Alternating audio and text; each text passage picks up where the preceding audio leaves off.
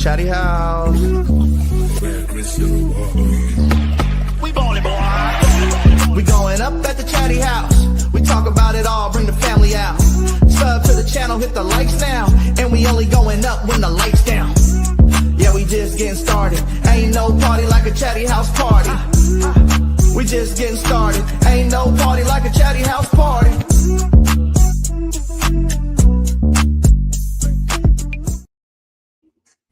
What up? What up? Look at this. We got some stars in the building.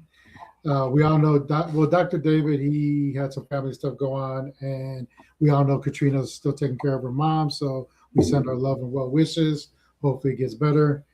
And to Miss Mac, too, because we know her mom had a heart attack. So Chatty House is just falling apart. So, everybody else, let's chill. You know what I'm saying? Everybody stay healthy. Hey, real quick, can I add something though? We all mess around and we're all jerks, but I feel like at the end of the day, if somebody's going through something, I feel like everybody's quick to, have their back, reach out and show nothing but love. So we might be a sophomore class, but a caring sophomore class. That's true. That's absolutely true. Even Michigan can be nice once in a while. So it's all good. So look, actually, the first thing I had was it's a quick discussion because it came up today on the show. But because Drew's here, I do kind of want to get the outside perspective of it too. Because if you're a Sacramento fan, you kind of have your own issues with either one of these players. But if we talk about players of the franchise and where they rank in as far as with fans and in the franchise, where if you would have took Boogie and you take Fox, who would you consider more? I guess it depends on the criteria, right? Like I said before, but who would you say identifies more as a Sacramento King, I guess? I mean, just to go with my gut, off the top of it is Boogie Cousins. I mean, yeah, dude was legitimately in the conversation for, at that time, best big man, in the league. I'm not gonna lie, man. I wanted him in the draft. I think it was 2010 draft. Was that? I think. Sounds good. I think it was. I think it was sandwiched between the Steph and Clay draft because I think they got Steph in 2009, and I believe it was 2010. Boogie came out, and I wanted him bad, but I think he went with one or two picks. One or two picks before the Warriors, and I think the Warriors they did okay. I think they ended up with Epe Udo or something like that. So it was pretty much They drafted Udo right after Cousins. Yeah, I mean, pretty much. I mean, comparable careers when you watch them play. I mean, it wasn't but no. I think and that's no disrespect to Fox. I think I understand why fans are a little salty around with the whole Fox saga.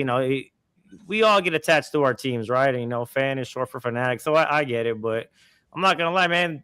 When the Warriors played, when they had that, that heated short-term rivalry, Fox had the ball in his hand late. I'm not gonna lie, bro. Every time, I'm like, damn, he's gonna get the screen. He's gonna turn on the Jets, get the defender on their heels, and then stop on a dime, pull up midi, and cash. So I think Darren's a hell of a player too, but I just think Boogie was that dude, and there was always that meme where it's Karl Anthony Towns trying to back him down, and Boogie's over there like Debo, and Cat's fighting for his life, and it's just Boogie was that dude, right? And everything that came with him, he was just a completely different personality than Fox. Fox was a little more reserved, and didn't mean he wasn't a killer on the court, but Boogie was that dude in every sense of the word. And when they announced the Warriors got him for the mid-level, I was hyped. I was juiced. I was like, Boogie is a dog, and obviously it didn't work out. The injuries, and that's what's unfortunate about him, right? Mm-hmm. I feel like it's more of the injuries that kind of robbed him rather than I know there was a whole. I don't know all the details of the whole trade stuff. I'm not sure if that was coming from him. I know was he a fan? Wasn't him. Was he a fan of it? Was Carl one of the coaches that I know they didn't get along, right? Was that George Carl? Yeah, but Boogie had no desire to leave Sacramento whatsoever. Yeah, right. And he was willing to go through it. Did Mike Malone coach Boogie? Am I tripping? I could check. Yeah, I'm not sure. I will say that here's their numbers. I couldn't remember. I thought Boogie was like a Mike Malone guy, that's all I remember. It was something. I know he had sometimes with the coaches. They didn't. Malone had him in the 2013-14 season. We know Fox is still playing, right? But in games, Fox played 603 games so far. He's averaged in the regular season. He's averaged 21 points, 6 assists, 4 rebounds, 1.4 steals.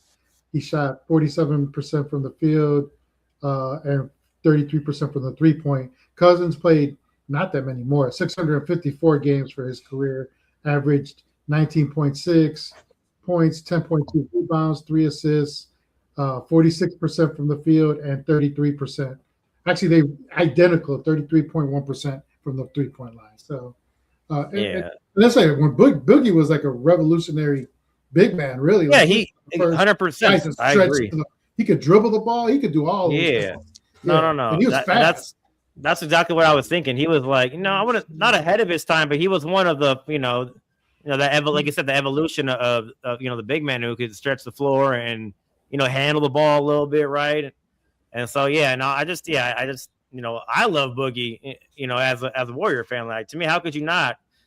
He was on the Olympic team. There was that video with I think it was a Steph. He's like, third splash, brother, and then he just like proceeded to brick the three like it was I forgot what movie that is, but but so he just seemed like a guy who you love to hang out with and just was a man of the people and one of the best centers in the game. So, what do you think, Aaron? No, I mean, for sure, it's definitely Boogie. And no offense to Fox, he was all Sacramento while he was here, but Boogie embraced the culture and the city more than anybody recently. Still does.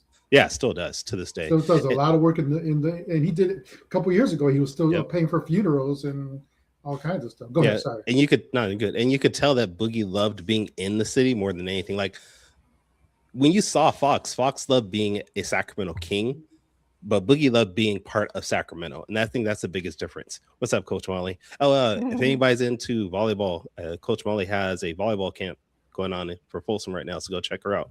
Yep. But I think, if I had to choose between one of the two, if I was like starting like a whole new team, I think I'd also pick Boogie as like my first choice. Like Boogie just had that all around game. Was he? I don't know. I think, I know Boogie was more like out there with his, but I feel like Fox was just as polarizing in a lot of ways. Their own ways, their own different ways. I think, their own different ways. Yes. Yeah, I think it's different. Yeah. No, for sure. Yeah, I think where Boogie was more polarizing because of his attitude, like on the court attitude. Fox was just actually the same thing. Fox was polarizing his attitude, but just in the fact that he was so nonchalant about everything and just didn't feel like he cared at times. Whereas Boogie felt like he cared too much, which got us into trouble. I think that's where the polarization comes from. Mm-hmm. Yeah, it seemed like with Fox though, it's like that didn't come until damn right. Hell yeah. Expectations came. Freeze. We have no idea what you said, dude. You sounded like this. You sounded like you've been smoking for about 25 years. Straight up. Man. No, I said I feel like with Fox, like that didn't come until the expectations came, right? It was once the expectations came, then it's like, all right, we expect you to take us to the next level, and then it seemed like, well, I'm just, give me some other people. but I also think Boogie embraced that leader. I ain't doing more for the same really salary. That leadership role, whereas Fox just shied away from it too much. Where Boogie was like, I want to take on everything. I want to be there for everybody. Fox was like, I'm going to let you guys handle this. And then I'm going to do my thing when I can. Like that one year where he got the clutch player year, he was like, I'm effing nice. That was the one time we really saw Fox really try to take everything over on his shoulders. But every season Boogie was here, he was like, I'm going to take on anybody and everybody for you. And I wish they had a beam team with Boogie because that'd have been nasty. Like you put those kind of even for 1 year, you put that kind of squad that was playing that well at that time with somebody like Boogie. Like no disrespect to Sabonis at all. Like I'm not, but you take Sabonis out of that lineup and you put a healthy Boogie, that team goes a little bit farther in my eyes in that particular year, right? Like Mhm. they're way more dominating. They're way more fearful because you're not only getting the rebound, you're gonna get some D. You're gonna see him talking hella trash too. Like, come on, man, Oh give me yeah, Boogie with the no, B that would team, yeah, no, 100%. man. Yeah, So yeah, I gotta go Boogie. Like even from sitting from afar and a lot of the Boogie years, like, and I always tell this story. Like one of my favorite stories uh, is he was always personable. Like I remember Sacramento had lost by like 25. Ellie had just been born. We went to go eat at McCooney's. He walked in with his crew after the game, and he went to go sit in his little private. He had a private booth in the back corner, and he had just sat down. And I approached with Ellie, and he held her, took a picture like it was nothing. He appreciated it, and yeah, she crapped on him, but hey, it's all right. I appreciate him, even though he looked as fearful as hell holding her, like he was afraid to drop her. But like just stuff like that, where he was very, like even being blown out by 20, 25 points, he was gracious and taking a picture, didn't even hesitate. So I always had love for him, if not just for that, but also like I had an appreciation for him over the years, even watching him from Chicago. And like he got nobody ever built anything around him. So I mean, like, but it's crazy though, if you think about it, that we traded Boogie, and then 4 months later we drafted Fox. Like, just think they could have been together on the same team, growing, becoming a dominant force. Like the two of them together would have been a dominant playmakers. And even the way that they let him go at the All-Star break, like we should have known there was going to be more crap coming from the organization after that. That was so disrespectful. All right, man, at the All-Star, hey, man, well, you already traveled. You might as well just travel. I think it was in New Orleans. I don't remember if it was actually. It was, right? It was. And he was like, I love it here in New Orleans. Yeah, I'm home. I don't have to go anywhere. Just ship me my stuff. I'm good. New Orleans that was the Buddy Hield trade, right? Huh? Nola's nice. Yeah, it's nice. It's dangerous and nice, but yeah, it's nice. Wasn't that the Buddy Hield trade? When we got Cousins? Yeah. Is it? If I'm not mistaken, that's what brought Buddy Hield to Sac. Buddy Hield. I mean, again, like like you said, like I think all of us have had to say with preference. So, no disrespect to Fox whatsoever. He's right up there, I think, with a lot of the players. But it's Boogie, man. Like Boogie is synonymous with Sacramento a lot more than I would say Fox is. Just by Kyle, you're right. Boogie and Dame would have been a great duo. Boogie what? Boogie and Damian Lillard. Oh yeah. I even think in New Orleans they were starting to figure it out between him and Anthony. Like they were starting to like get it. Like at first it was rough, but obviously it was going to be. But like it would look like he was going to be like, all right, man, they're going to be something. And then it just neither one of them could stay healthy. So like it was just wasn't meant to be. Nah, the way Anthony Davis left, bro, I didn't like that at all, man. No, I didn't. I thought that was some.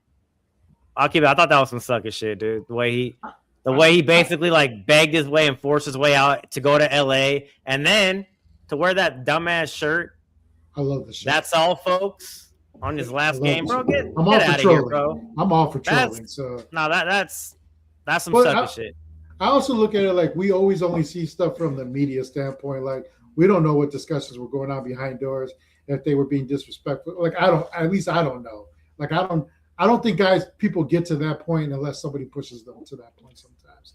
And I could be totally wrong. Like it could be, like you said, some sucker shit, and he was just being a bitch about it. Could have been. Yeah. I don't know. That's what happened. There you go. That's what happened. That's exactly what happened. Case closed. Now, next. I have heard, right? I have heard that right now the high likelihood is, and he's expressed behind closed doors, that he thinks he's done. That Kerr thinks he's done coaching, but Jacob, look, all of them they're still willing to sit down and talk about it, and there's still a chance that he might be back next year, but that from initial response of first meetings and all that right now it looks like he's done. I think if you look at his face and he looked exhausted, he looked tapped out. I think in a lot of ways, and not because of any one person. I just think it's a grind, man. When you have a team that's contending every year and you're dealing with personalities, right? Like it's hard, man. Don't and forget everything his has back. a Don't forget his back stuff. People, a lot of that too. pause. Yeah. That's A true. lot of too. people forget that. That's when I think Luke Walton stepped in and was the coach for a lot of those wins. And I think 2016, I think it was, right. I think he had some kind of back surgery, maybe had some spinal fluid stuff, and I think they fused some he stuff.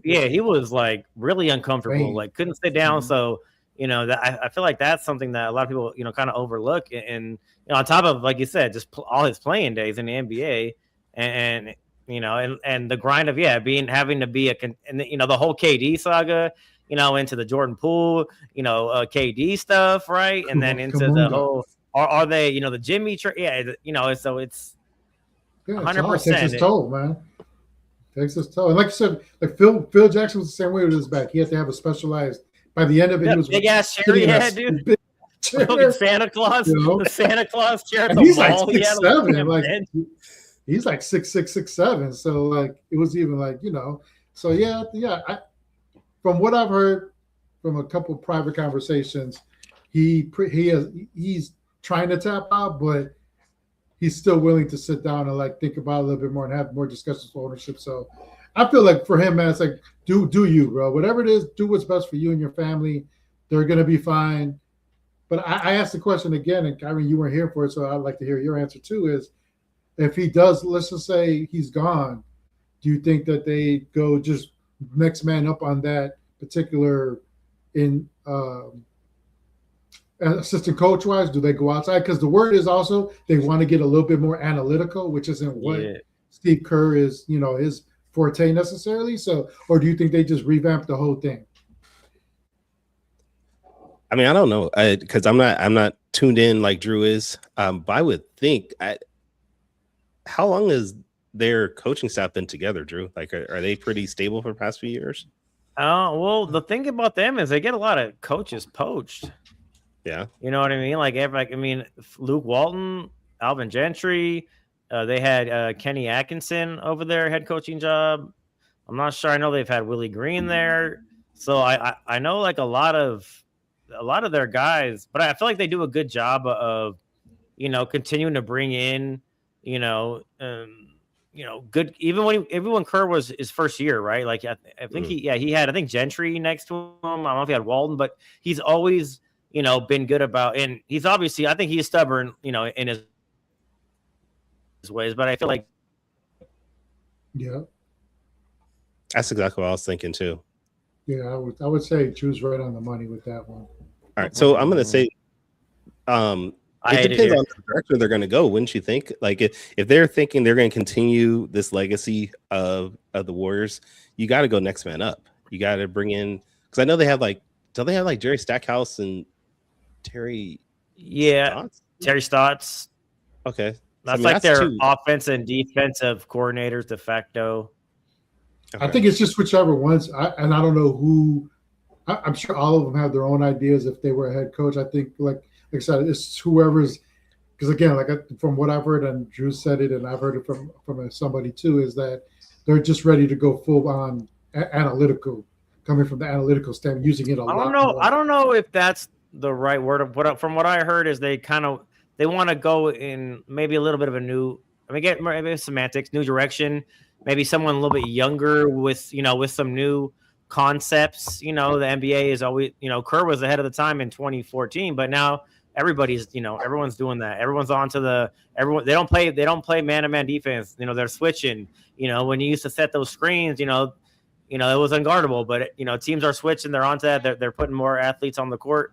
So I think they want to go not necessarily analytical, but maybe something with a new fresh look, as they say, maybe a little bit of new concepts. And I mean, you could be right. I heard it was actually like full blown. They want to go very heavy analytical. I mean, doesn't it also depend on what Curry wants to do with all this? Like he's the X factor in all this. Like no, he 100%. Says, "Hey, I don't want to do this," then they're gonna be like, "All right, Curry, we're gonna do whatever you want," right? But, and it's a big but, Meg Thee Stallion, Joe Lacob on the air, I've heard him say, Curry is an employee and I'm the owner. So like while he does obviously, understand who Curry is and respect him, I feel like at the end of the day, like you know, if he really wants to do something, you know, I mean, obviously he's not going to piss Curry off, but you know, Lake Up, you know, for better or worse, Lake Up, you know, he's going to do what. Yeah, exactly, and not to say he's going to, you know, do something that's going to make Curry want to leave town, but I mean, Curry, they didn't want Mark Jackson fired either, right? Okay. Curry might be the employee, but he's been the employee for the past decade. That's made you billions of dollars. No. I agree 100%. I'm just saying, like, yeah, no, I know. I'm just saying that quote of he's the employee. But he's a very damn good employee. It's so interesting, right? Like, it's usually when the coach is gone, it's like, you know, a complete new direction, but it's so interesting, right? Because this, you know, if an established coach is like, all right, like, you know, 1 or 2 years, you know, maybe, like, realistically, you know, but then it's like, after that, like, do you stick around for, you know, a retool, or do you bring in a younger guy, you know, who, you know, can help, you know, maybe revolutionize the team for a couple years and then be there to, you know, see a retool through. So that, to me, I didn't see Kerr leaving, but after the last game, it kind of seemed like he was over it. But it's kind of like some of those relationships, right? Them toxic ones, you know, and girls are like, man, F you, I don't want to ever see you again. But then in 2 weeks, you're like, you know, hey, big head, you know, like, I'm sorry. Like, actually, you know, so maybe, not to say Kerr, you know, but maybe Kerr's after a couple weeks are like, you know what, like, it's been rough, but he's like, shoot, I can't walk away from Steph Curry. Like, I owe it to him, you know, and to give him one more year. Or maybe he's done. So, it's like you said, Manny, it's whatever Kerr, you know, it's up to him, really. Like, I don't know. I didn't see him walking away, and then I thought he was completely gone. Now I'm flip-flopping. And then even with Curry, I think it's one of those where, like, I think Lacob will always ask for his input and let him be involved, but he's 100%. He doesn't have the final say at the end of the day. That's all I'm saying. We'll take what you're saying. Yeah. We're going to take what you're saying in consideration because you're a part of this family. At the end of the day, I'll make the decision and you're going to have to live with that. Right. No, 100%. And Curry knows that. Yeah. You know, and Lakeup's, you know, he's been a little bit too involved in some of, you know, the newer stuff. But I mean, let's be real. When he took over, this team was nothing. You know, they had Curry, obviously, but they turned into a top flight. They're the richest franchise, they're the most valuable franchises in the NBA. You know, and obviously, you know, Jerry Jones is in that. Hey, shout out Donald Foyle, dude. But yes, I mean, I know Jerry Jones' team is valuable, but I don't think Lakeup is on that level. But you know, it's good. It's cool when you're winning, but you know, after, you know, when Curry and Curry are gone, you know, we'll see it. You know, we'll see if you're as smart as you think you are when it comes to, you know, personnel decisions. I think front office and coach, he's been good, but you know, when you're talking about players, like, man, that's where you need to step back and let the guys you hire do what they're paid to do. Is there a future with the Warriors after Curry leaves? Like, we already know they got rid of Kuminga. I mean, there has to be. But I mean, what is the future though? I guess. But you're not going to know. I mean, that's not something that you know right. But don't you think that's something they should be looking at right now? I mean, Curry only has what? They tried that increments, but not. They tried that. Yeah, that's what I'm saying. There's nothing right now coming that you could say, oh yeah, this is the future for sure. And they're going to be picking what, teens in this draft? But but right now you're still playing for now. Like, you're playing for now. You worry about. They're not playing for anything right now. They are playing for something. Well, I mean, once Jimmy went down, you know, that they probably weren't. But I mean, and this is what I'll say is I know people like they're not contenders, and it's like, you know what?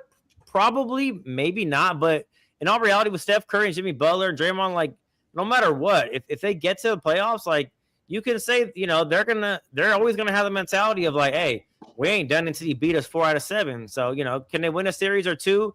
Are they gonna win the finals? You know, probably not. I won't even say maybe not. I'll say probably not. But that doesn't mean that those guys are who've been to the mountaintop multiple times. Jimmy hasn't. He's been to the mountain. You know, he didn't get to the summit, but those guys have been there. Maybe they're older and they do need some youth, right? They do need some guys to help carry them, you know, to the get them up to that base, and then that, you know, and then let them help scale the mountaintop. But it's tricky, right? Because we've seen those young guys. They did, but those young guys, they want to be the man, right? Right. You know, I'm not saying that Jordan Poole deserved to be punched. But, you know, he had a nice series. He had a nice year, but he he's getting a little cocky, and he wanted to be the man. And what happened? You're the man now, right? You ain't getting no playing time. Kuminga, a little bit different. I feel like at times Kerr did treat him unfairly, and I feel like, Kuminga shares some of the blame. But it's like it's hard. I feel like when you have these younger guys who have aspirations of being the guy, right? But it's like, hey, you gotta earn your stripes a little bit. Like learn from these dudes, play your role, and you're gonna get that rookie extension more than likely. You're gonna get paid. Don't worry about that right now. Just worry about how you can impact winning. And sometimes not saying these guys don't want to win, but it's like, is that the goal, or is it for you just to get your touches and get your points and get your get your little moments? And that's where I feel like it's hard to balance the two. But it's a fine line, because if you play too hard, like you said, you look like you're selfish and you're trying to be the man. But if you push back too much, people are going to think, oh, he's not driven enough to be the leader on this team. So that's a fine line that every rookie has to figure out, especially when you're playing with people like Draymond Green, Steph Curry, and even Jimmy Butler when he's back. I mean, he's going to be like 37 next year, I think.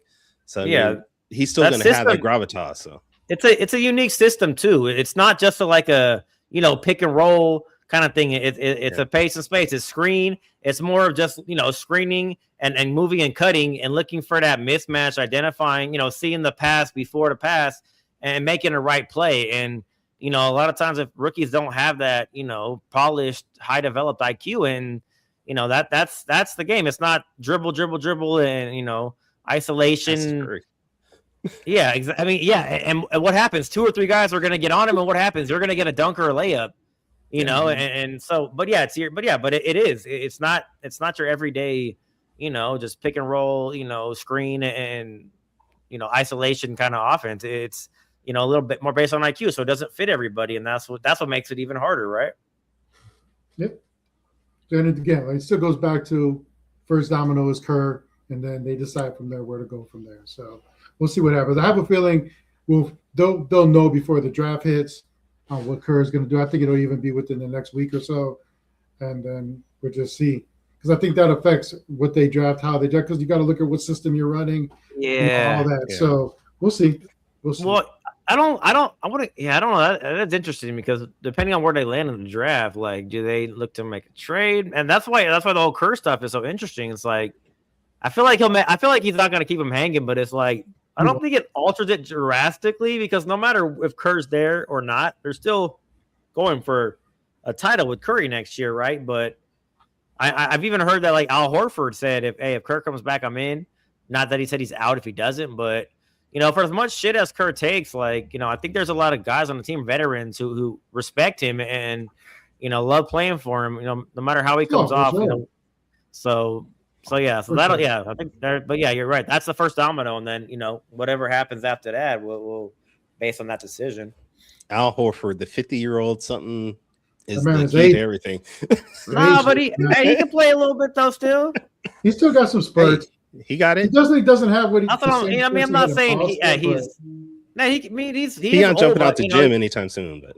No, but they did what they were supposed to. They were conserving him. It was just unfortunate there were so many injuries and everything else that I don't think he was ever utilized the way they originally envisioned because of everything that happened. So, but you could see what they were doing. Like, we just need to get in the playoffs. And if we're at full throttle, Horford gonna come do his thing in the season. I mean, he had four threes in that fourth quarter. I don't know if it's a playing game, and those stats are he hit 0 threes because those stats are meaningless. But that's what you said. They were just. And like I said, even though people, the odds are low, but it's like, that's what that's their parlay. You know what I'm saying? Like, hey, get us to the offs, and then, we're going to bet on ourselves and make some magic happen. But it's just too many injuries to overcome. Oh, for sure. Yeah. So we're going to go through these playoffs, because I feel like, and I went through and made like a long list of questions and everything, because I had just this thing that I was thinking about, like even as early as Saturday, where it was like, just watching how all these first rounds have played out, and a lot of it has not gone the way we've all talked about, or the media's talked. Like, a lot of stuff has shifted on and off through all these series, on not only players and their futures, but I think coaches too. So we're going to break down some of the series as they move it along, right? So right now, we'll start with the 76ers and the Celtics. Celtics are up 3-2, right? and we'll go over both sides. So like with the Sixers, I think the big thing that they've talked about in the shows, and they're gonna have to acknowledge after the series, no matter how this series goes. And we assume the Celtics are gonna win unless Joe Embiid drinks the fountain of youth for 2 more games, and somehow, but that's their main thing, right? After this offseason, they've got to have a real talk with him, because no one's taking that contract. So, I maybe never say never, because we've seen some people take some dumb contracts and trades, but for the most part, we think 99.9% nobody's going to take that contract. But there's got to be a realistic talk with him, and him understanding this is Tyrese's show right now. It's his team. VJ's on his way up, right? We don't, it's going to be a sophomore year too, so we got to see where that goes. But he's got to take a back seat. He could still do spurts of what he does, but he can't be the man on this team anymore for this team to go anywhere forward, right? Yeah. Is he going to come down as one of those big what ifs?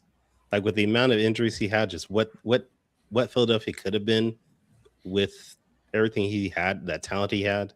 I just feel like they're, I don't know.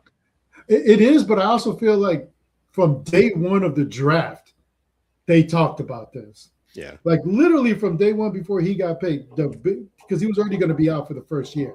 It was, can he stay healthy in the NBA? If he can, he might be one of the greatest players ever to play the game. If he isn't, he might be a what if. And it's played out where he's shown both. He has, for flashes of a couple years, shown he's the most dominant big man in the game when he wants to be or when he tries. I saw him, and as much as I've had criticism for him, I saw him in one playoff series. I don't remember if it was last year or the year before, literally play on one good leg and try to will that team. And he shouldn't have been playing. The team, shame on them for even letting him play, because they had no business letting him play the way he looked. But he showed that if he could, he wanted to be out there as long as possible and try to will that team to a win. It just couldn't happen because he was so badly hurt. But it is. But I guess it still is a big what if, right? Because they gave him all the money, which we all, when he signed that, right, all of us were like, what the hell are you doing giving him that extension? And it's played out exactly how everybody thought, that they should have never committed like that. That's great that you're loyal, but you already knew what you were going to get, which is what now you're hampered by that contract, and you can't move forward till you're off of it, really. So what can this team be? In both your all eyes, what can this team be going forward? I got 2 thoughts on the Embiid thing. First of all, why was he even in the 2024 Olympic roster team? He had no business, and that's not a slight to his skill set or his talent, but like, bro, like you need to be at the crib, man. You need to be resting up, bro. Like I get it, the gold medal and all that, but yeah, man, he should have been resting up. And I think that the one thing, Kyron, before the other thing I think that we're forgetting in this whole Philly Joel Embiid is Benjamin Simmons. A Benjamin Simmons blow up, dude. Could even dunk the ball on Trae Young. What are we doing?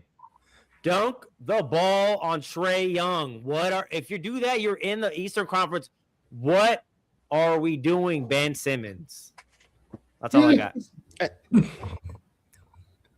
Ben Simmons out here catching strays. He hasn't played in the NBA in like 2 years. He deserved them. Those weren't strays. No, he was part of the future. I was pointing the gun straight at him.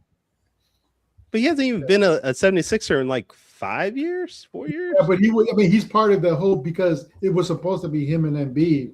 He ruined it. Yeah, again. Yeah.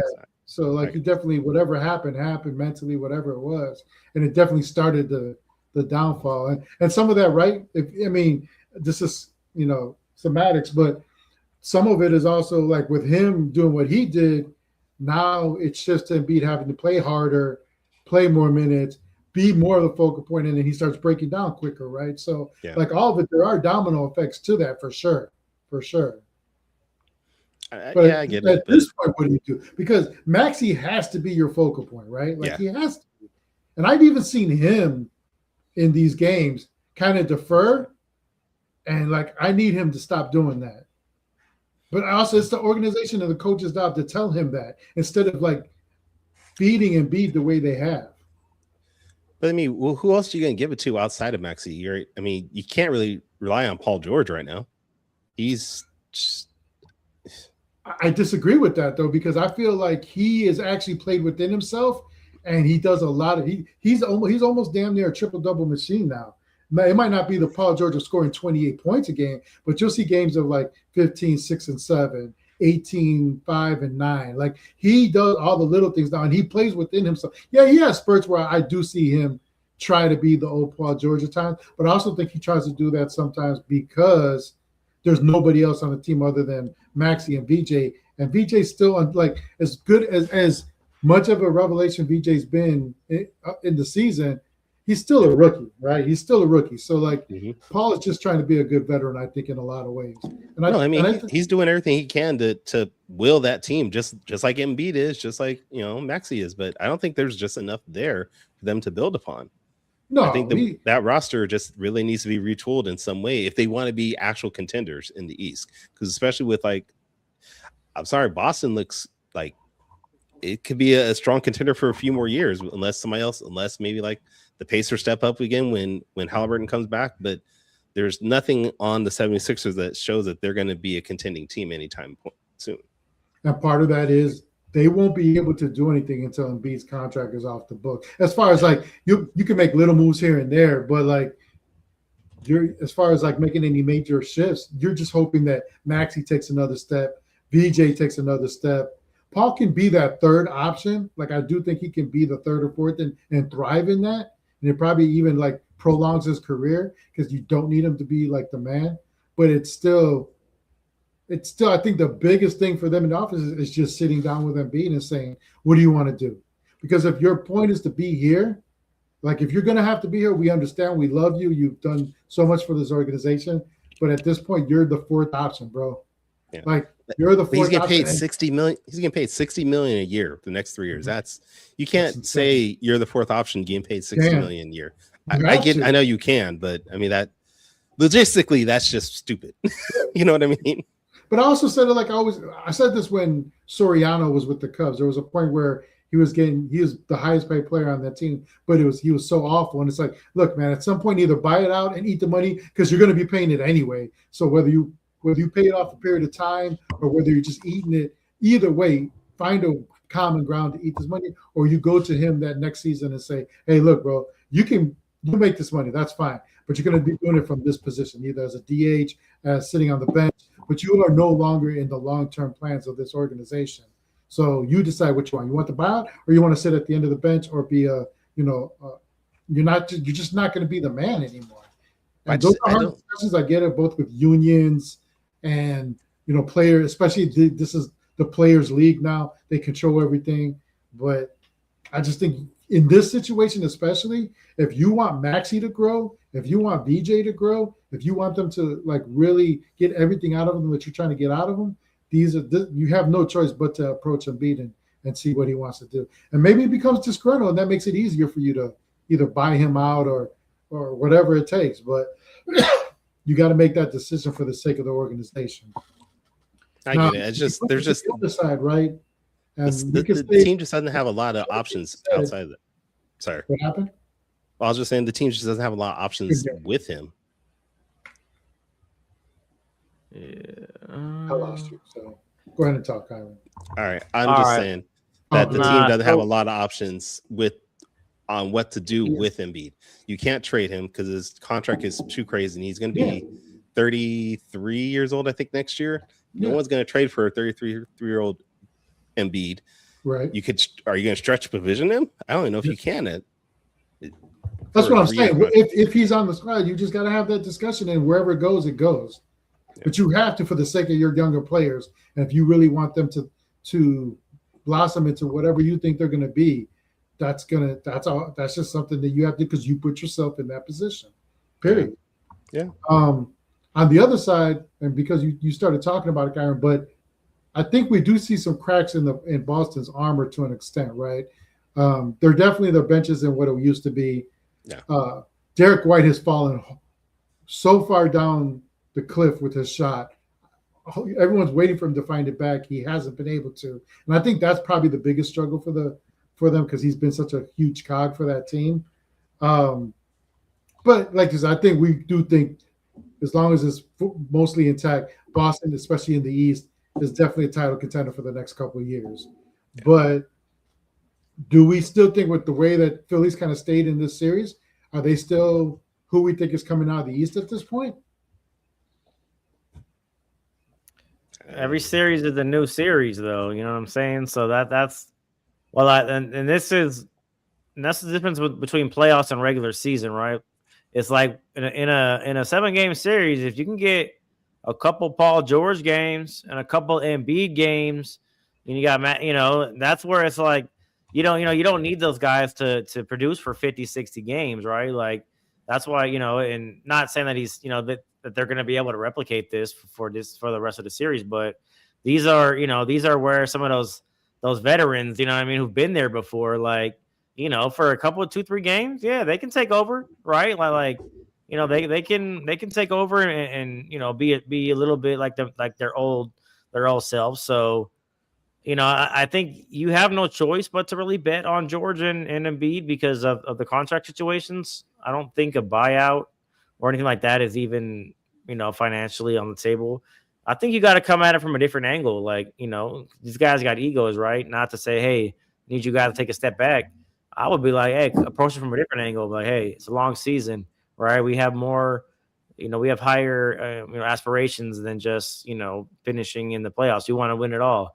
So the best thing for this team is to keep you healthy enough, to help us get to that goal. So that's going to involve you, maybe, sitting out back-to-backs or something like that to help keep you guys in the best shape. And we have guys behind you that can, help carry the load when you're out. And then when we get to the playoffs, you'll be at you'll be hopefully close to full strength. And then, we can actually, unleash the entire load on everybody. There you go. I was waiting for it. And also when you first started talking, I was like, what the fuck is he talking about? What does that got to do with Boston? And then he said names. I was like, oh, you went all the way back. Okay. So Kyron. Because he started talking, I was like, what team is he talking about? Man? Philly. I didn't know Philly. Me too. Until he said Embiid, and I was like, oh, you're still on that? Okay, fine. Give a shit about Boston. I don't care about Boston. Okay, Kyron. We own Boston. You want to go to Washington? We own Boston. I was gonna say, before playoffs started, Detroit was coming up, but man, I know they won today against Orlando, but I mean they're still down. We'll get there. Sorry, damn. Jesus Christ, man! Fucking stay with the damn subject matter. Sorry. What's the subject matter? I thought we were talking about Eastern Conference teams. We don't do them all. Jesus. All right, yeah, Boston's good. Damn it, they need help though, but they good. They still good. Jesus. Get some non-whites up in there. That's the problem. They got too many damn white guys in Boston, man. Cool. All right. Celtics are good. Cool. All right. There you go, Jesse. We did that just for you. That whole segment was just for Jesse. That whole thing, Jesse. They said screw you. Okay, cool. Well, as long as I'll move to my last. So we'll go with Magic. There we go. Let's go with Magic Detroit since you start talking about Detroit. Now, right at the beginning of the series, I think for the most part, all of us were kind of like, whether you hated the way the Magic were playing or just thought they couldn't line up. And it's funny because my boy that used to work for Detroit's organization, they used to work at the NBA, he had hit me up before the series. He's like, hey, bro, the Magic gonna beat my team. We just don't match up well with them. I was like, no way, bro. The way they've been playing, like, no way. He's like, I guarantee you they're going to have such a hard – and he was right. Like, they have – I know Detroit won today, but for the most part, it's been Orlando pretty much killing them this series. What's your thoughts on both teams? I mean, the Spurs, Orlando. So Detroit. the Kings, right? We're talking about the Kings draft. Is that what we're talking about? No, I mean, I think you got to worry about the Pistons and if they can handle the idea of being the number 1 seed. And this is basically their first time here, right? I don't know how much of their players. Yeah, I don't know how many players on their team actually have any kind of playoff experience, but they need to figure out a way to come back on this because if you're going to go down and lose to Orlando, that's got to be an embarrassing thing for them to be the number 1 seed, lose to Orlando, and to have all that pressure on you. You just fold. That's got to be horrible. So they have to figure that out. I think they're too good of a team to not win that series. They should win it. I don't think they're going to now. Just they still got to win. That basically means they're winning 3 in a row. Mm-hmm. That's a hard thing to do in the playoffs. Yeah, it's hard. It's a lot of pressure. A lot of pressure. Shout out Coach JT. A lot of pressure. What about you, Joe? What do you think? I think whoever the loser of the series is gonna get killed. If the Magic, if they lost, they're underachieving, and the Bane trade was overpay, and then if the Pistons lose, it's like they're the number 1 seed. They're not ready, but I feel like both teams are still fairly young. I get it. The Pistons are the 1 seed, but I don't see like either team. I don't see a loss as like some kind of franchise crushing, game. I would think whoever loses is going to have to take a long, hard look in the mirror and say, all right, what do we need to do to, I know Orlando added Bane and they spent a lot of capital on it. And I feel like he has improved their shooting a lot. And I think they've had some injuries. I don't know where Franz Wagner was out. But, he's been playing in most of the series. I know he might have ended out last game a little bit. But I don't know. He was out today with a calf strain. Okay. Oh, that's right. So, calf strain. That's right. I forgot about that. Okay. I feel like the Orlando has a lot of talent, and they've had a lot of injuries. So I still think it's early to call the Bane thing a disaster after one year when they're all still pretty. It's a young team, and people don't have patience anymore these days. Like if you don't win the title, it's like blow it up. And it's like okay, so you can spend 4 years getting back to the point you are now. Like, I think sometimes you got to look at your team and be real with yourself. Shout out TC and, understand why you weren't able to get over the hump and see if you can address those weaknesses and, just make the team better and continue to build, brick by brick, little by little, not to be, cliche, but, the Warriors lost 2 times. They added Iguodala after the first time they lost, and then they added Livingston not too long after. And, sometimes those couple little pieces like that, helped, take them over the top. So I think that's the issue is teams don't have any patience. Like whoever loses, hey, it's not over. Like, what? Maybe it's disappointing, but do what you can do to improve your roster and, try to get a little bit better for next year. No, I agree. And I think there's a lot of different storylines here, right? With the Magic, it's been the criticism of Paolo. Can he lead the team? Can he be better than what he's been? Has he plateaued? Is it really Wagner's team, not his, and then the whole coaching thing, right? It looked like they just were waiting for the season to end to fire Jamal. And then it becomes, what if they win this series? What if they win another series? Does that change that dynamic of whether or not, or are they just hell-bent on firing him no matter what? We won't find out till their season's over, right? And with Detroit, I'm more with Detroit. To me, they were already getting the 1 seed was a year ahead of, like, it was more because of Boston losing Tatum than it was about them actually being the best team. You know what I'm saying? So, like, I thought they were a year ahead of schedule with that. I think it's obvious that they need more scorers on that team. Yeah. Durant was good. And when Kate first went out, I really thought they were going to go on a losing streak, and Durant kept them afloat, which I thought was pretty cool. But then obviously he regressed a little bit in the playoffs. But again, like I said, it's their first playoffs. Guys are still learning. He's still growing into whatever it is that he's going to be.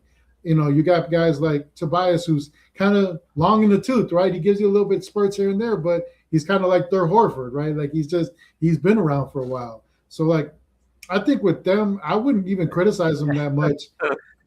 And I Cade's 24. Cade's like 24 years old. What are we doing? He's still young. And even him, like he's gotten some criticism for some of those. He's had like almost double-digit turnovers every game, but he's also forcing the ball because he has nobody else. So he's trying to do everything. So again, it's a learning experience. You don't do what you do is you just add pieces, right? They need scorers. Sacramento's waiting for the call, Detroit. We got plenty of that. You want Monk, you want Zach. Zach would love Detroit. He told me he loves the Motor City. DeMar, he has a house in Detroit somewhere. Nobody knows where it's at, but I know he has it. So like that, send them out. Like, but I think if you add another scorer and another defensive player to that team, they're right where they're right back next year in the hunt. So I'm less worried about. For me personally, I'm less worried about Detroit. I think Orlando does have some flaws here and there. Even if they lost the series, I think Bane was a good signing for them. It's just it just hasn't worked out. I think in a lot of other ways, but like you said, both teams are young, man. Let them just work out their kinks, and you add little pieces here and there, and see what you can do with that. So Yeah. I'm with you on that. Trailblazers and Spurs. Obviously, Spurs ended up winning the series 4-1. Looking back at this Trailblazers team, where we saw Denny kind of ascend to what he's been, nobody really saw that coming at first. They've still got Holiday, who's a great veteran presence. Scoot is there. He's growing into a role. Where do you guys think they need for Portland to take that next step? What is it they need there to? Obviously, they need a coach, and hopefully, I hope Duke gets the coaching job. I think he's done a great job over there. It doesn't seem like the owner thinks so, but I think he's done a great job. But what do you guys think they need in Portland? I'm over here, I'm trying to look at their. I'm trying to pull up their salary cap table. For Well, they got a cheap owner, so it don't matter. Yeah, let me look at their. Let me look at their salary cap. Yeah, for real. Let me look at their salary cap table real quick. I know Holiday makes a nice chunk. So, and I wonder if he wants to be there long term, just because his career is kind of winding down. But looks like they're at 230 million for next year. Okay. Oh wait, yeah. I see 170. Right at the threshold of the cap. I only see 170. I'm on Sports Track. What do you want? You might have cap holds, maybe, or something. They got some dead money, but not a lot. Might be cap holds, because sometimes they have cap holds on there that are like hella old. Oh yeah. Right here. I heard from now on at road games, they all have to go to Costco and get the hot dog and free drink. Wait, Sports Track says that they still have a 2 million cap hold for Ben McLemore. This can't be right. That's what I'm saying. Yeah, because they still have his right. Yeah, the cap hold shit is wild, dude. They still have his rights. No, I'm seeing. Okay, so Drew Holiday and Jeremy Grant are still on the roster next year. Like they're good players, but Denny's on a really good contract, and then they have some guy. Damian Lillard is coming back next year, I think. Oh, yeah. Mm. Have you guys heard of Damian? Is he any good? He's from Greece. Damian Lillard? Yeah. Is he any good, I don't know. He's only making 13, 14 million, so, We know he's there. We know he's not going anywhere. So he's there. And then wait, they got Kings Legends City Cisco there too. Sissoko, idiot. Yeah. There you go. Sicko. Yeah, so they have a lot of interesting contracts, money wise. Like if they wanted to make a move, they got Scoot at 13.5, Shaden at 20. They got Tamari Kamara at 18. Not to be confused with Kamara Williams, the lawyer out of Florida. So they got Klingon at 7.5. So they have an interesting roster, and and I'm not sure what if they want to. But I don't know if anybody wants Grant's. I think he's got 2-3 more years left on it. He has till 29-30. Shaden Sharp has he's starting his rookie extension this upcoming season. Gross. But you said Grant? Yeah. Grant. Oh, my bad. Grant has a player.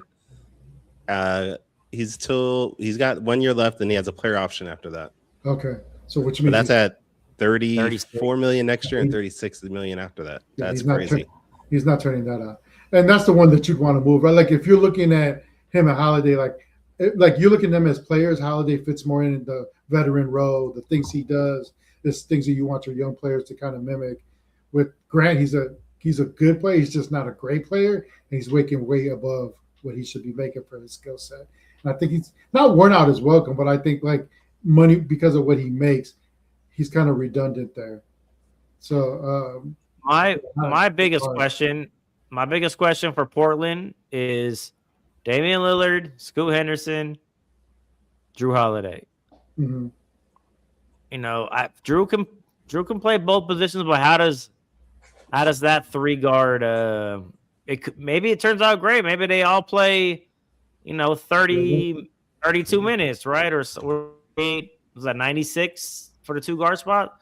But they all play 32, and they're able to play next to each other. I don't know. I'm just curious how they manage that backcourt and the touches and the minutes distribution and all that. And that's the thing. That's another one of those, not to the extent of Embiid, but like you do have to. You're gonna. I mean, I know he wants to be home. It's a good feel-good story, but if you're trying to make sure Scoot grows into his role, and then where does Shaedon Sharpe play? Does he play small forward more? They have a lot of decisions to make. You got Kamara. Y'all I think that's another team that I think that's overachieved this year. Like I don't think anybody even thought they would be in a play-in game. So, y'all missing out the most important player, Chris Murray. I mean, you can't leave that boy out there. Oh, he'll be cut. He'll be on Sacramento King very soon. He's a bum. Well, to be fair to Chauncey Billups, it's hard to game plan when you're busy running, working for $1 billion illegal gambling operation, right? That's true.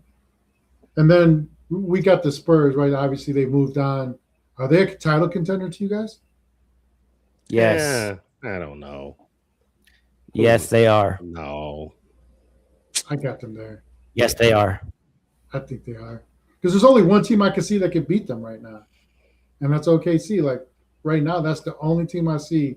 And that's a hell of a series. You give me an OKC Spurs series, I'm watching every single game of that series for sure.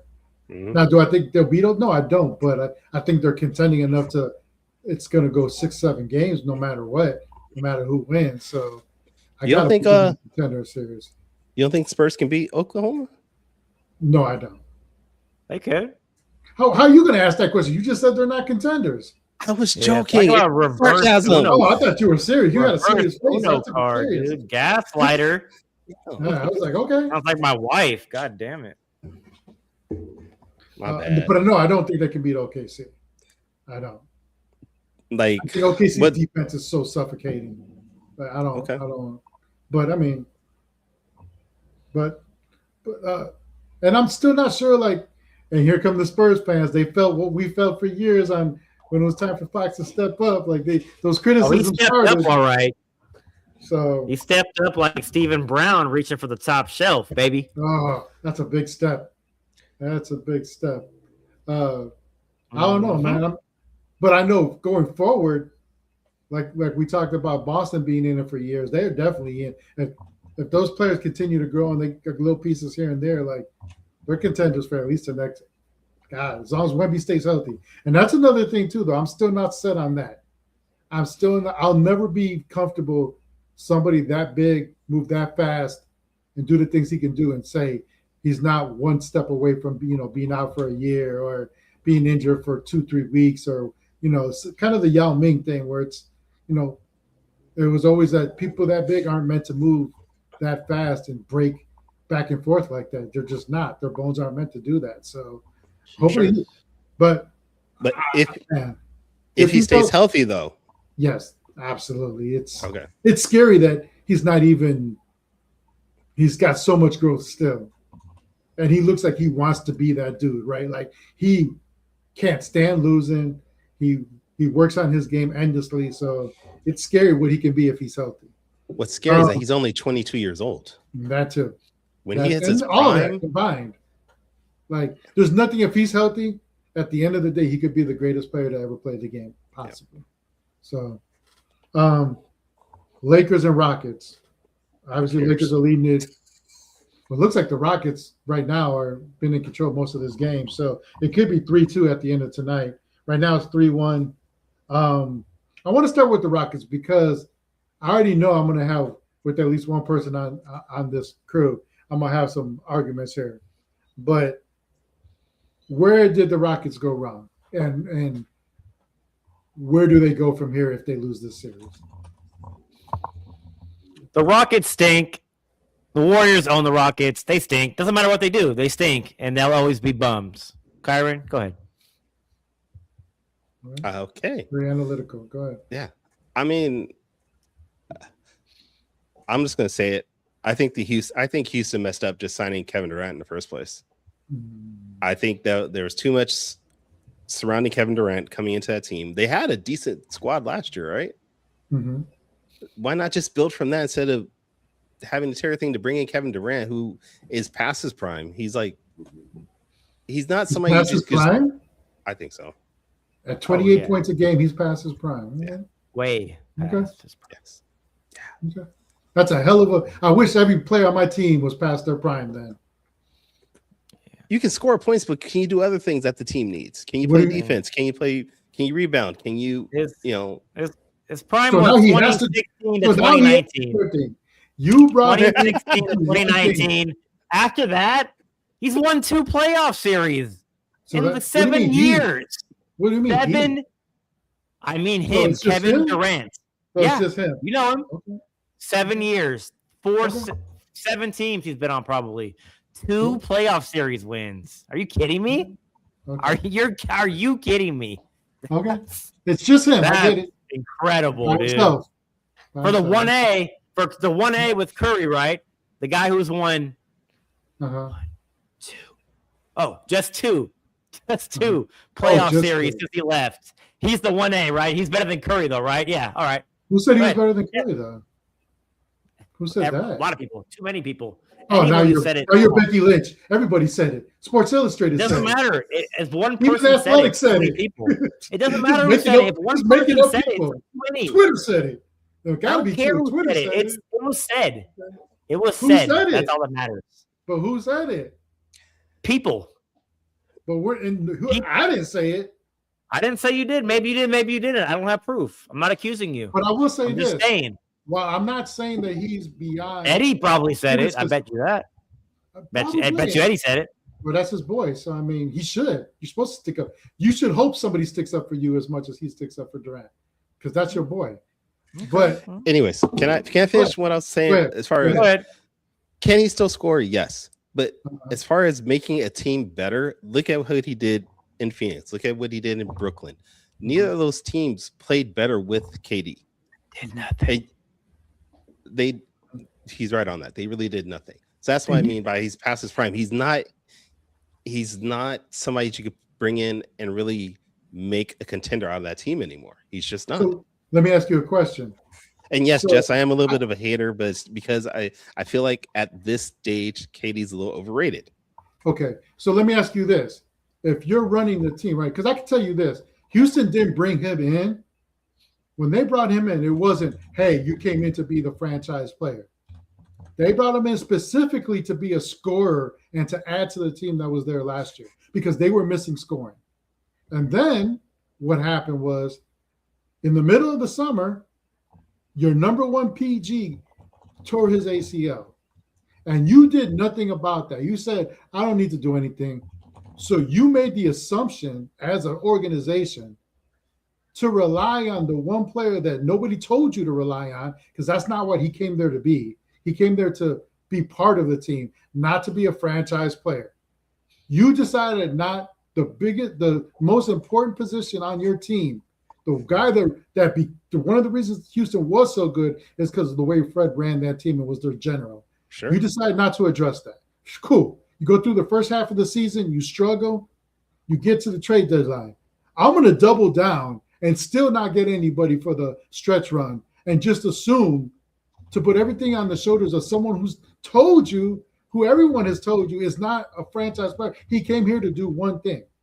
So you can criticize it. I'm not saying you're not wrong about what you say Durant is, but they knew that already when they signed him, and you went out and did nothing to address the biggest issue of why they're in the position they are now. So this is, to me, more a fireable offense on your organization as a GM, as a coach. And that's another thing. That coach is a sorry-ass coach. That coach couldn't coach a YMCA team to a final. He does not draw plans. He does not know how to at halftime make adjustments. He just tells guys to go out there and do what you got to do. And they get stuck in no man's land. And again, that's where your PG comes in. And they've done nothing to address that. So, yes, you can criticize him all you want to and say he's lost all these playoff series. He hasn't done it. He's never claimed that he was the franchise-changing player coming into Houston. That's a fan's perspective, and that's a media sensationalist profession. It's nobody else. Nobody else. If you're going to pay a player $50 million, he's a franchise player at $50 million. No, in today's NBA, no, that's just what you pay a veteran with his record in this day and age. That's an ownership issue again. That's just what this is, a players' league. This is what he can demand. You could have said no, but you decided he was the final piece that you needed, which was just the scoring. But why did they decide? Why did they decide that was worth it? Because they thought Kevin Durant could take them to the next level. That he could. You don't bring him in and thinking, oh, we're just going to be mediocre with Kevin Durant. No, of course not. Him. They thought, okay, he's going to bring us, no matter what, he's going to take us to this next step, and he does it. Just like he didn't do in Phoenix, just like he didn't do in Brooklyn. Watch the games, though. If you watch him play on these teams, you will see him. He sees who the young talent, right? It's supposed to be Sengun. It's supposed to be who's the other? Who's the one of the Thompson brothers, right? Oh yeah, Almond and Tyree and Tyree, right? Yeah, he has all year tried to feed them the ball, put them in positions, and those guys have all regressed. And it isn't because Durant's shooting like 50 times a game, 60 times a game, and they're not getting. He gets them touches, and they just haven't grown. And part of that again goes back to Ime and the coaching staff and the organization not developing these players properly. And so, but of course he's going to get the blame because, like you said, he's the $50 million player on that team. He's the one that's supposed to, be God sent. But in reality, in my opinion, and again, I agree with you in your initial analysis of he's not a franchise. He is definitely not a franchise player.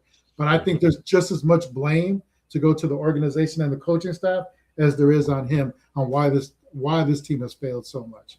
That's just my 2 cents. You guys are missing the bigger picture, though. Which is the Rockets stink. Okay, they're bums. They have no game plan. They stink. They're frauds. Yeah, I agree. You're right. I think I just said that. So he really did just say that. I just literally explained why the Rockets stink. Get to the point. They stink. They're frauds. So what about the other side of it? What are your guys' thoughts on the Lakers and where they go from here? Whether they win or lose. Like, I don't think any of us think that they're title contenders, right? They stink. They're frauds. Okay. Well, might as well tell them, Byron. Tell them. So I'm not gonna be like, I can't stand Luka playing. Okay. LeBron is all respect to LeBron. He's the GOAT, whatever. But damn, I really wish he'd go away so we could just stop talking about him. It's just not the GOAT, but go ahead. I know. It's a. Although I appreciate the interview he did. I like he was very cordial to Mike, and I agree with him and Mike. I like every generation has their own GOAT, and that's fine. But what do you like if the Lakers loses? Do you think JJ's back? Do you think LeBron is back? I think LeBron's back no matter what, right?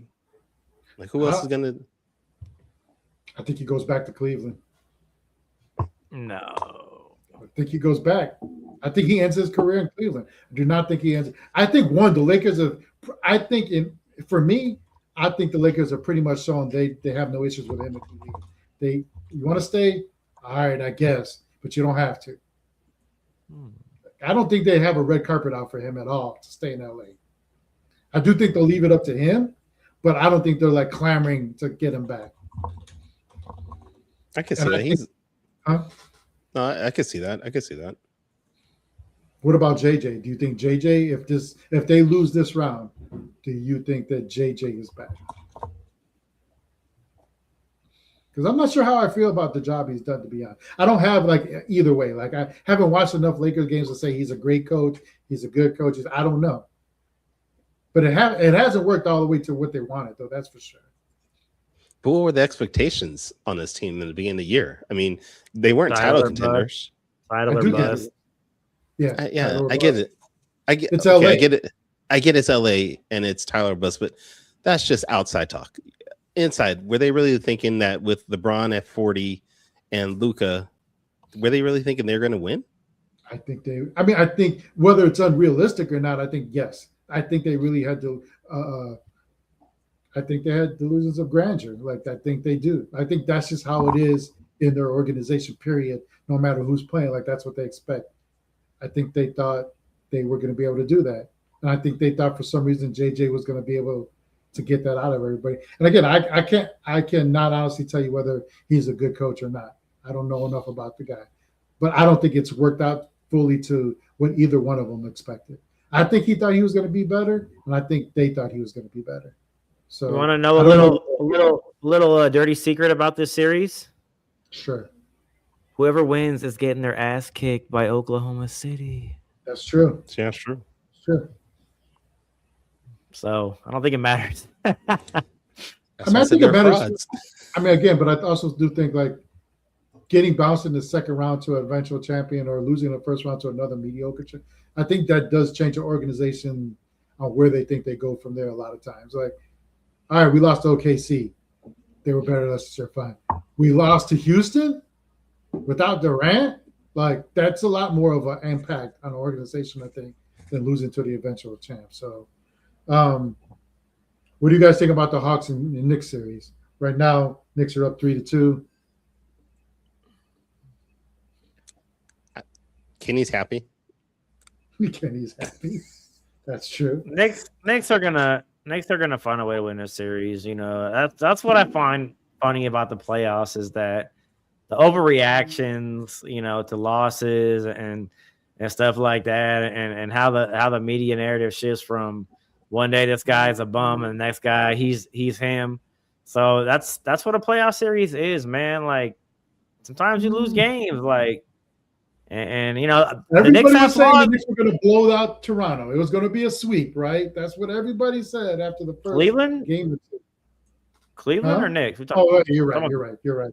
The Hawks are. Yeah. I don't know why I was thinking about even that though. But yeah, I mean, give it to the Hawks. The Hawks have been really good since the around the trade deadline. They play good basketball, but I think over the series, I think Brunson obviously, I still after last game, it's hard to, really be negative about Brunson. But when he's on, he's really good. But when he's not on, and he's taking all the shots and, other guys aren't getting involved, it's hard for them to kind of step up when, you already been in a rhythm because Brunson, he's 4 for 19 and you're 3 for 5. So, but I do think they're going to move on. And let me see who they would be matched up against. It looks like Celtics, yeah. So I don't know about that. Celtics and Boston. That'll be.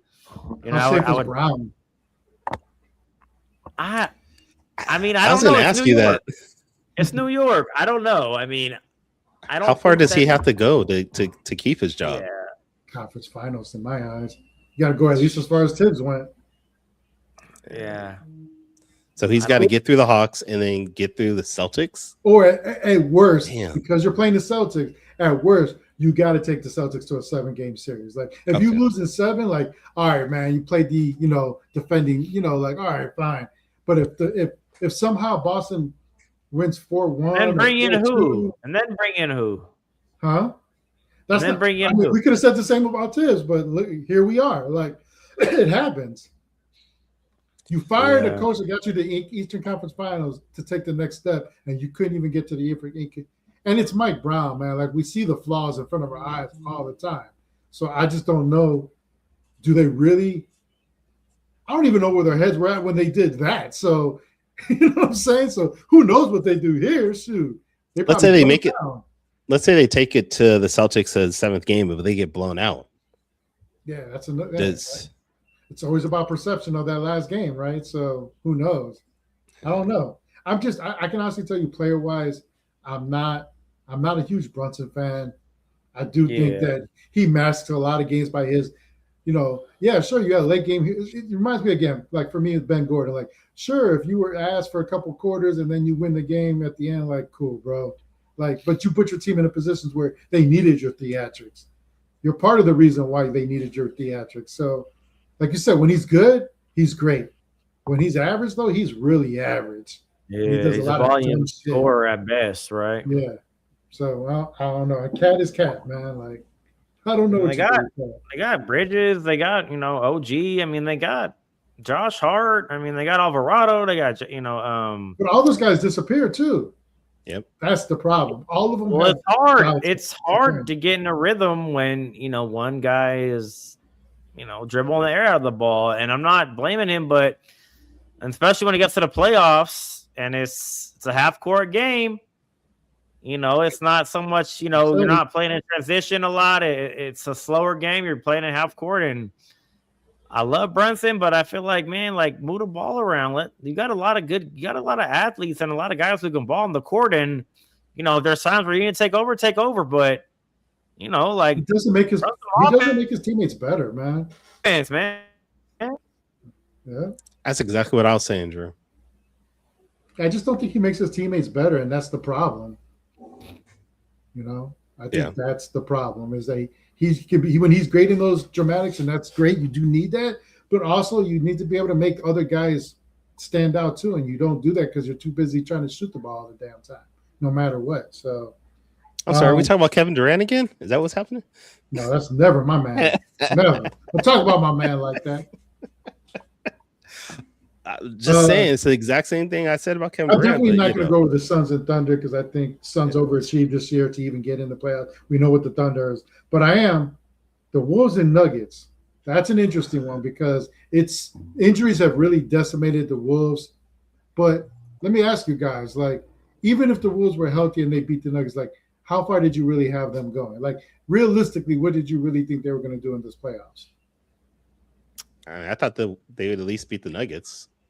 And then after that, it was the Spurs. They weren't going to go past that. Yeah, I don't know. They're a hard team to kind of judge because when they're hitting on all cylinders, they got a lot of guys who can hit the three ball.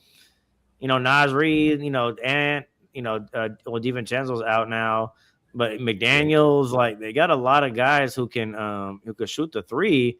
And then Rudy Gobert's been.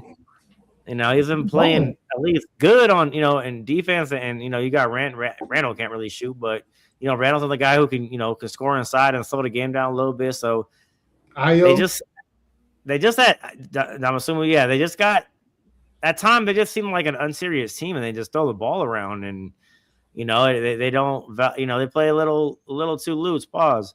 So I don't know. For me, for the Wolves, nothing they do kind of surprises me. I feel like they could beat anybody, but I feel like they could lose to anybody. They got a couple guys with Ant. I feel like Ant can take over on both ends of the floor. I feel like he would take the talent, or they got McDaniels to guard SGA, or maybe him. But I feel like they have guys who can do it, but they just they're just not always locked in. And I don't know if that'll ever change. And obviously with the injuries now, I don't know how long Ant's out. I know Dante's obviously gone, but I think if Ant doesn't come back, could Minnesota win Game 6?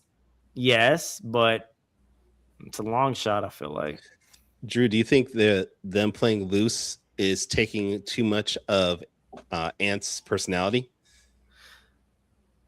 I mean, maybe, I don't want to put it all on him, but I mean, and I think that's fair. I think that's fair. And it's one of those things where it's hard. It's Ant, that's the kind of guy Ant is, right? He just, he's not apologetic. He's just out there balling, emotional, and maybe sometimes, maybe they make little mistakes, but I feel like, I think that I don't think it's all on him necessarily.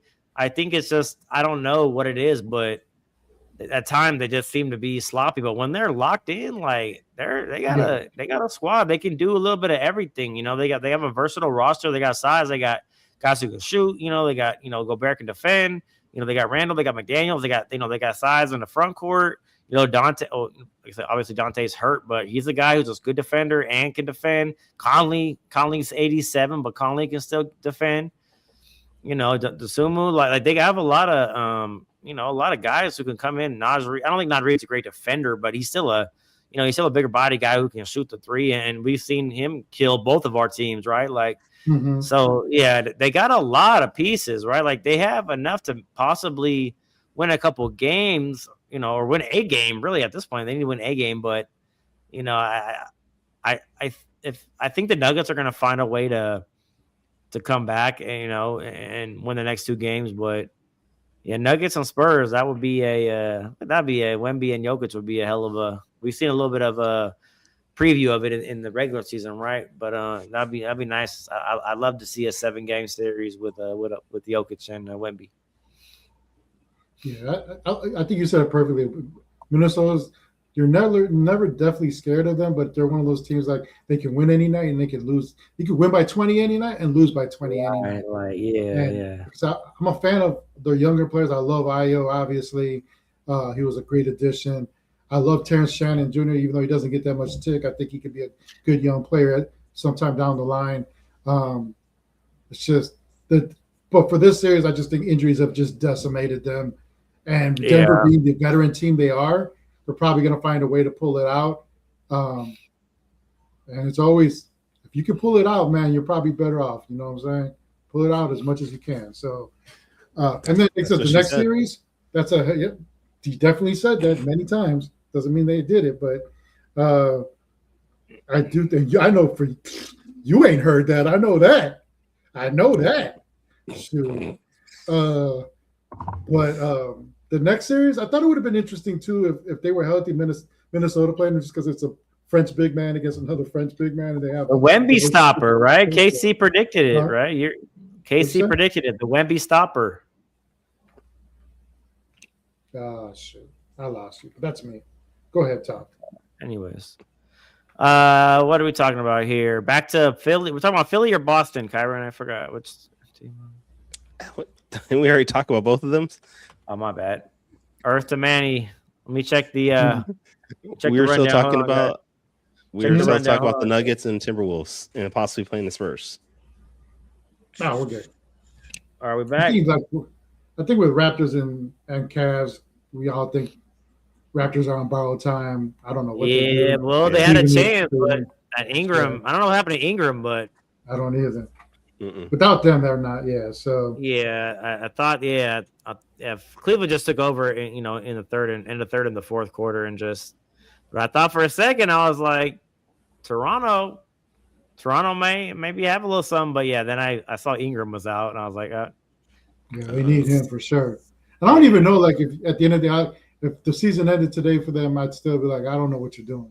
Because I don't know. Brandon has never been a one. I think you said that for like 7 years, right? Like ever since they won that title, it's like they always have a lot of interesting guys on a roster. Like they have Siakam and OG, and then they got Scotty Barnes, and they made the trade for Ingram and RJ Barrett. They had Iman. Didn't they have it was not the Knicks who had Quickly and Barrett and traded him to the Raptors. So it's like they always have a lot of interesting guys on the roster, but just never seem to be able to put it all together. Really like put it together and put find a winning formula, right? Just a bunch of names and athletes out there.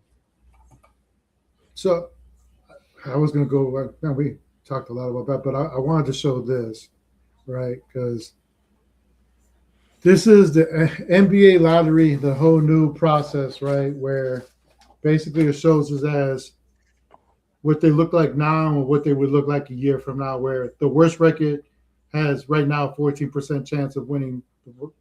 And with the new odds, it's like 5.4. The first three is 14 and then 5.4. And then you can see how it trickles down. I'm still trying to grasp this whole thing, how it works, what goes on with it. You guys have any thoughts on that? Yeah, I feel like they just put this into Chat GPT and just said, figure out how we can stop tanking. And this is what it came up with. Because this makes no sense at all. Like, you have the third worst record, the first worst. You have 1 through 3, the worst record, and you have the same chance as 11 through 14. Yeah. How does that help anybody that's bad? Like, let's say you've had an injury-ridden season, and you just happen to have a bad year. You need that. This is stupid. Yeah, overreaction. I do like the no team gets 3 straight top. Like I like some of the like verbiage that they've had along with it.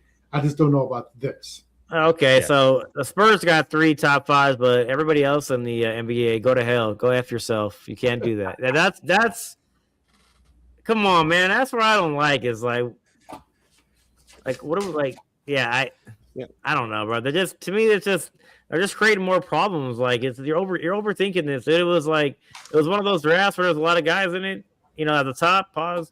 And like, you know, but I feel like teams have been tanking forever. Like, I don't think this, you know, if you want to combat tanking, you know, I'm all for that, but I don't think this You don't think is this does the right. No, I don't know what like I don't know what the hell this is. Like you said, if you just happen to have a bad season, like, and you end up in the bottom, like, or you suck, so keep on sucking, I guess. Right? Just think about that year that David Robinson was hurt, and all of a sudden the Spurs get the number 1 pick, but now with this, they wouldn't. They don't get Tim Duncan. Yeah, that's weird, man. Yeah, I don't.